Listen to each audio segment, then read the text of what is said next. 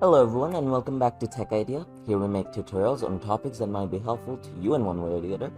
And today we're going to be talking about on how to unlock Kiriko. So if you look over here, Kiriko is locked, and if we hover, it's written unlock via battle pass. Meaning we need to go check the battle pass right now.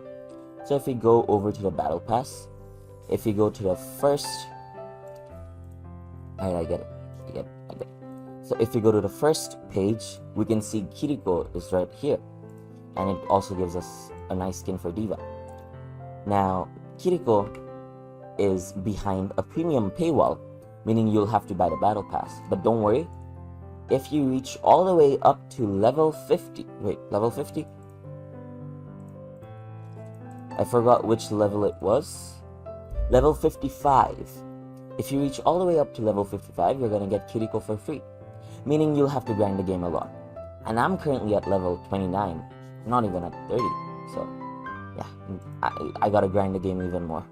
So I hope you guys found this video helpful. If you did, please drop a like. And if you wanna see more videos like this in the future, don't forget to hit that subscribe button as well as that notification bell.